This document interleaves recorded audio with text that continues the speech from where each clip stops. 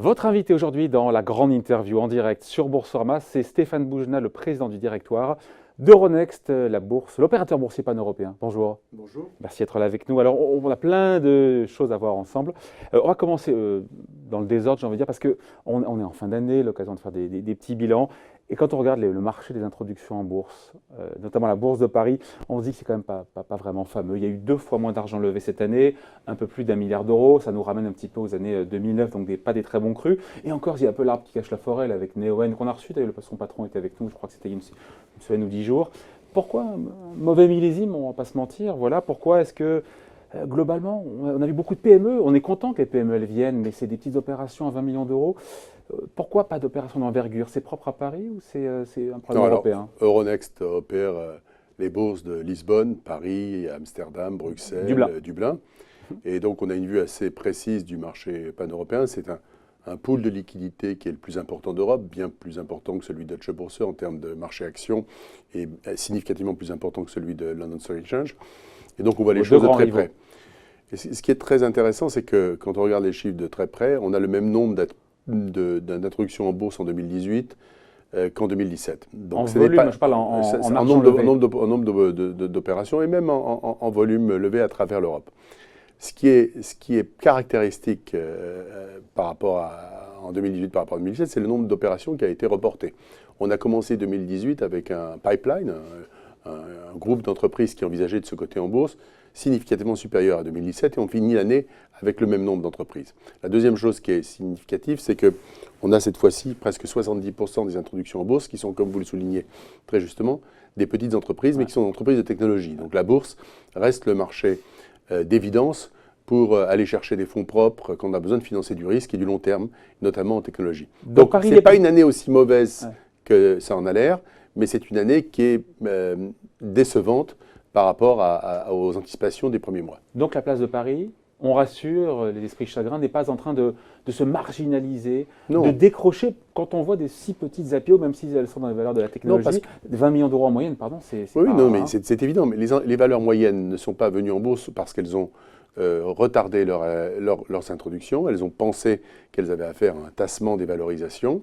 Les investisseurs sont restés prudents et surtout, il y a cette alternative maintenant du private equity qui dispose de volumes d'investissement significatifs qui peuvent offrir cette nouvelle étape entre la société entièrement privée et la bourse. Il y a maintenant un sas intermédiaire qui s'appelle le passage par le private equity. Cette étape de plus qui repousse un peu l'arrivée en bourse. Donc ces jeunes pousses, maintenant, c'est intéressant parce que si la bourse les fait un petit peu moins rêver, c'est parce qu'elles ont d'autres possibilités à prendre du capital chez les entrepreneurs qui ont réussi à succès, on les connaît.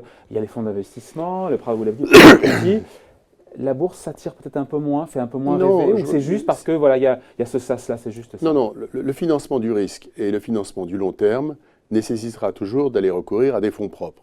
Les fonds propres cotés sont la certitude de pouvoir alimenter la croissance de l'entreprise. La question, c'est à quel moment il est le plus opportun de le faire. Alors, vous avez des entreprises qui considèrent que le meilleur est passé, le pire est devant, et qui préfèrent se vendre avec une prime de M&A à des fonds d'investissement. Vous avez des autres entreprises qui considèrent que le pire est passé et que le meilleur est devant, et dans ce cas-là, il faut aller en bourse pour garder une partie de la nouvelle histoire de croissance. Et donc, à la fin, il n'y a pas d'autre solution pour construire un champion mondial ou régional ou qui va croître que d'aller vers les marchés actions. C'est absolument impossible d'envisager un financement de la croissance en dehors. Néanmoins, ce qui peut changer, c'est le phasage, la gestion de la météo marine qui est celle des conditions de marché plus ou moins optimum et la gestion d'un sas ou pas intermédiaire par le passage d'un fonds d'investissement.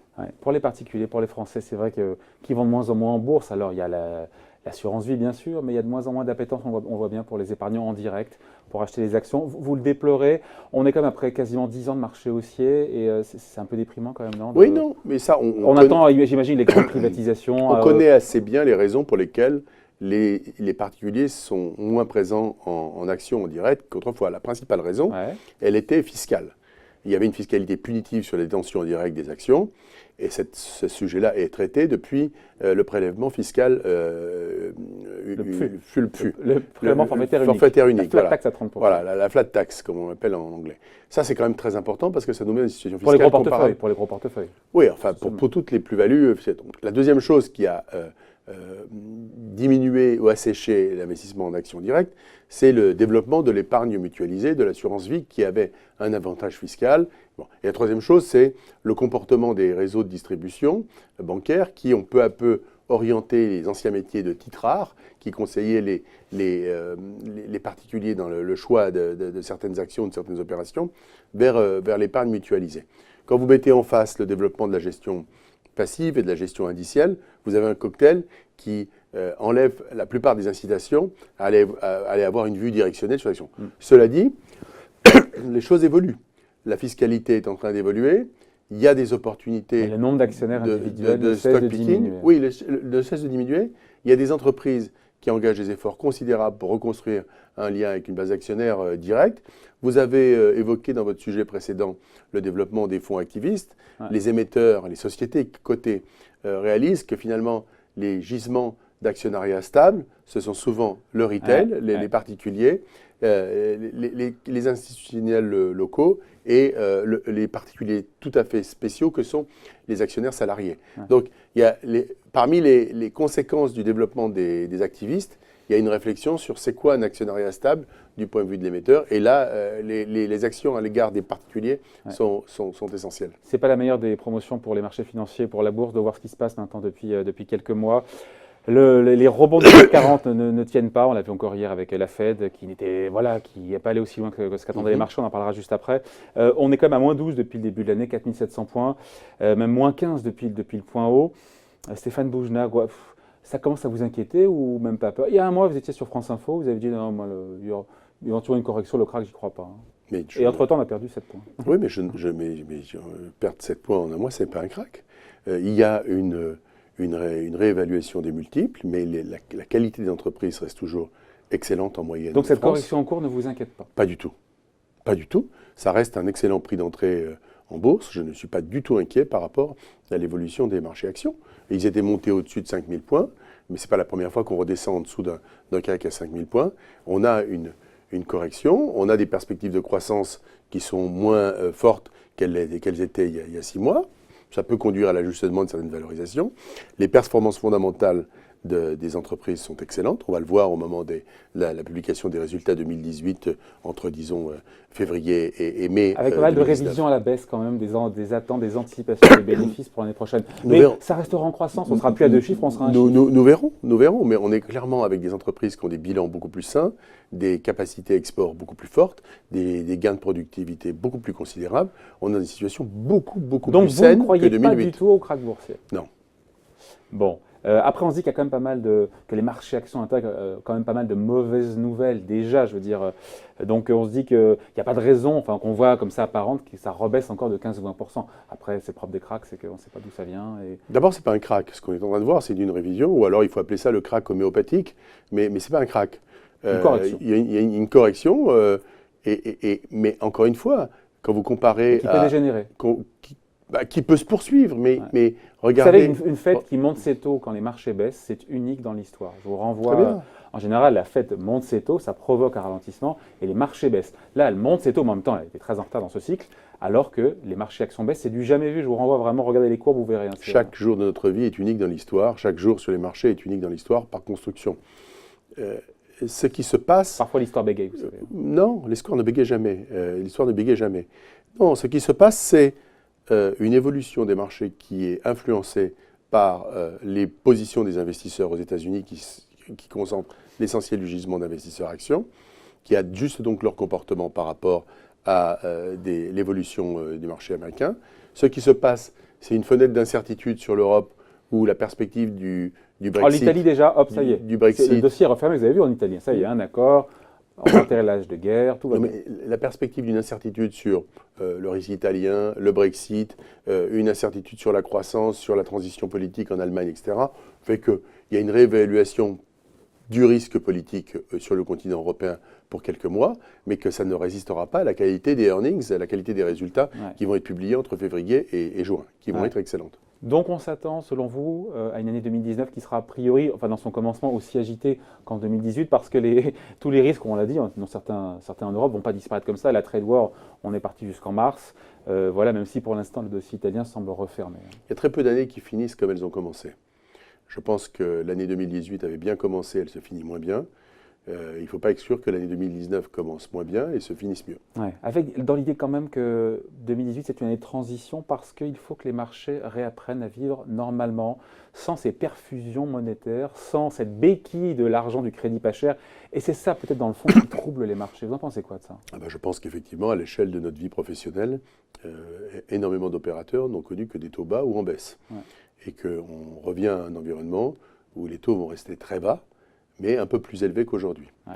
Et donc, l'idée que l'argent recommence à avoir un coût est ce qui est logique quand même, hein, ce qui était une courbe des taux qui est pentue, c'est normal. Enfin, la normalité, c'est ce qu'on a vécu, la normalité, pendant presque 10 ans. Absolument. Donc, effectivement, donc il faut en sortir. Il faut en sortir. Et on voit la difficulté, mais vous savez, on voit les soubresauts, les hoquets, on les voit là. Ce qui est extrêmement rassurant, c'est que le secteur bancaire, notamment en France, est en excellent état. Les exigences de fonds propres, de ratio, de capitalisation et de solvabilité qui ont été imposées par la réglementation bancaire européenne après la crise d'il y a 10 ans sont très puissants. Et donc, on a un secteur financier et des banques d'une très grande qualité en Europe, en particulier en France, qui sont en état d'absorber des chocs tout à fait considérables dans des conditions bien meilleures qu'il y a 10 ans. Ouais. La prochaine crise nous le dira, mais on le souhaite évidemment. Bank of America Merrill Lynch, je rappelais il y a de ça quelques jours, ce qui me paraît pour certains une évidence, mais que les prochaines années, c'est ce que pense cette banque américaine, qui n'est pas n'importe qui, elles seront moins favorables aux actions que ce qu'on a eu lors de la dernière décennie. C'est désagréable à entendre, mais c'est sûrement la réalité. Quand même. Je ne sais pas. Je ne sais pas, je ne partage pas complètement cette analyse. Après 10 ans de marché haussier. Je ne partage pas entièrement cette analyse parce que même si les taux remontent, ils resteront bas. Or, si vous voulez du rendement, il n'y a que la classe action qui permet de gérer à long terme. La durée, oui, mais de gérer votre profil de risque retour de manière dynamique et d'avoir du rendement. Aujourd'hui, les marchés de taux ne permettent pas de générer des rendements comparables à ceux de la classe action.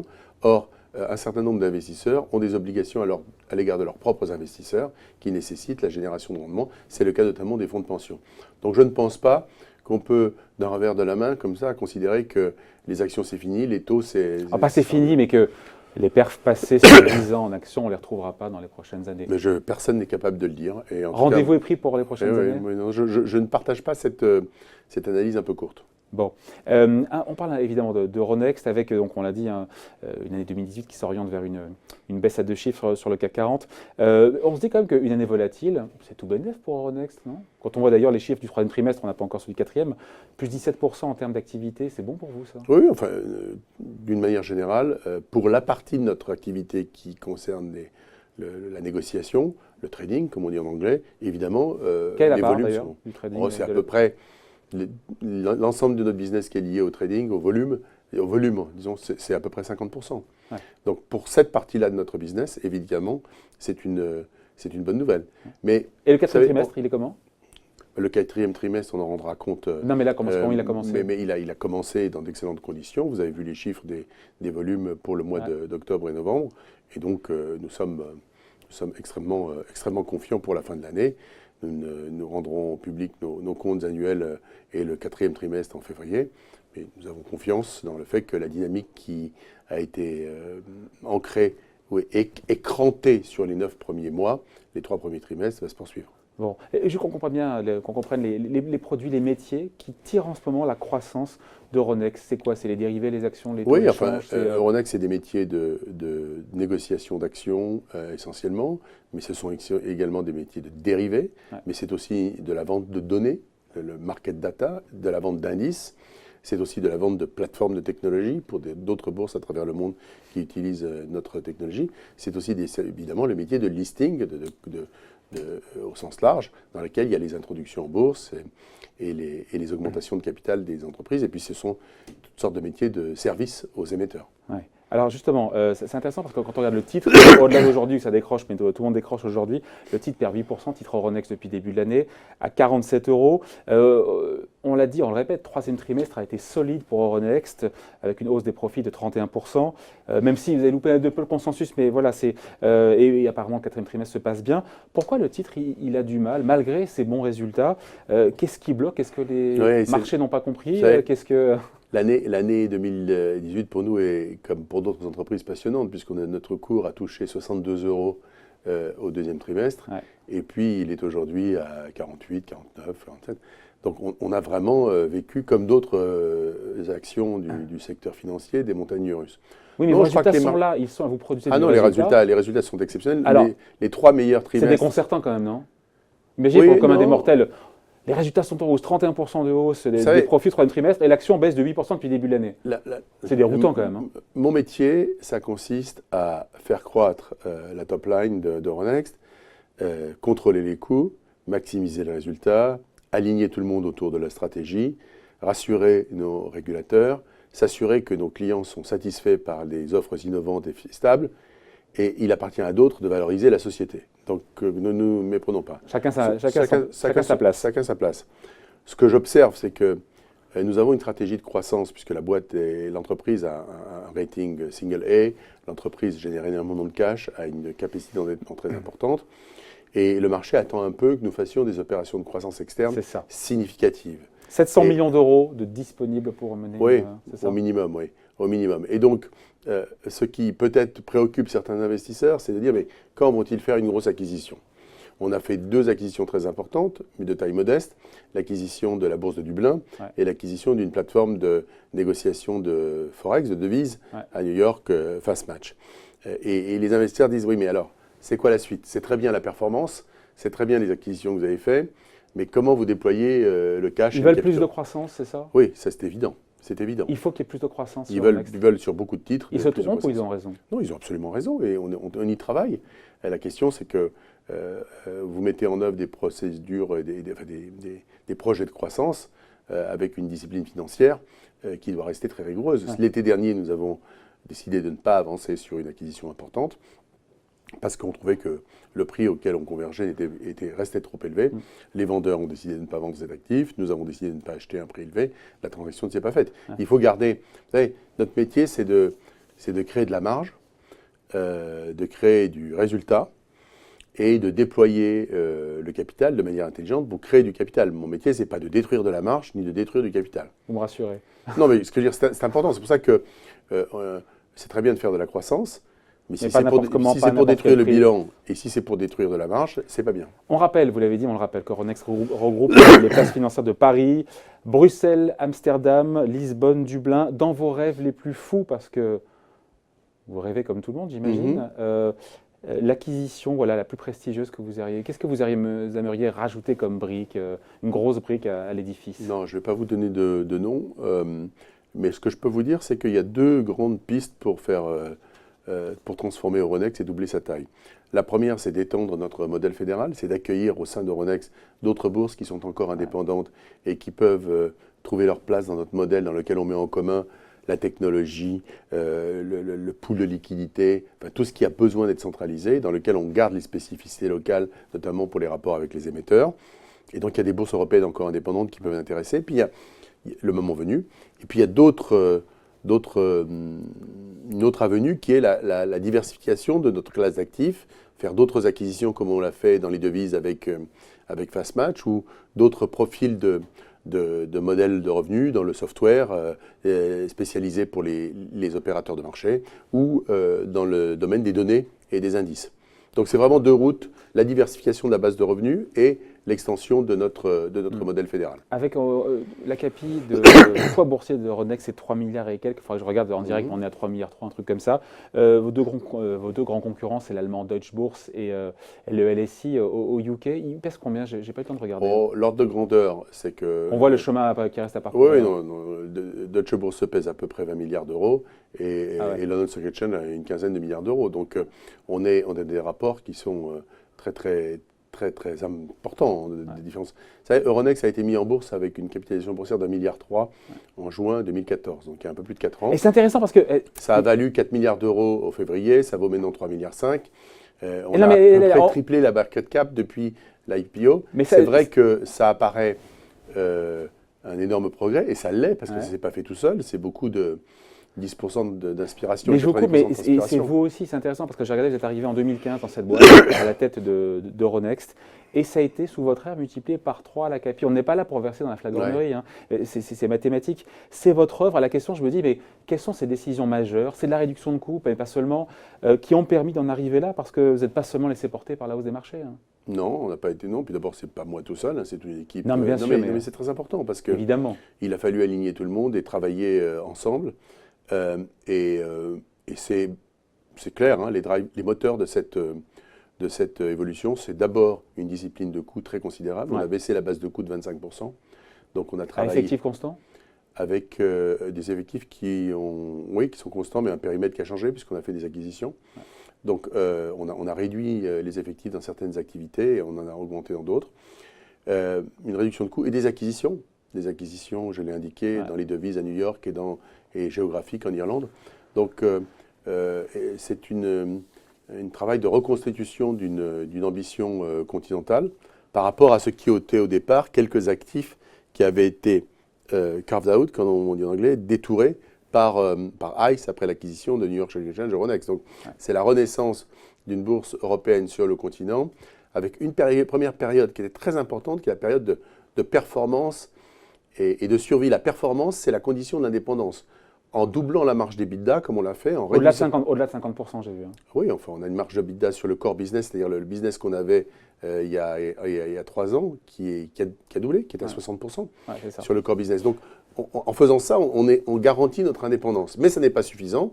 Et c'est pour ça que Plan en 2019, stratégique prévu en 2019. Vous êtes confiant donc, sur les résultats du 4e trimestre? On est florien, évidemment. Vous pensez battre le consensus? On est bien parti non, pour? je n'ai pas envie d'aller en prison, donc je vais pas c'est pas ici que je vais annoncer des nombres. Non. Mais très sérieusement, ce que je peux dire, c'est qu'on a fait 3 trimestres qui étaient excellents, qu'on n'a pas de raison de penser que l'inertie ou la continuité de ce qu'on a engagé au cours des 3 premiers trimestres sera démentie par le 4e. On fera le point tranquillement en février. Vous viendrez nous voir? Si vous m'invitez, avec plaisir. Avec plaisir. Stéphane Mougin donc, était l'invité de la grande interview en direct sur Boursorama, le président donc, du directoire d'Euronext. Merci. Merci à vous.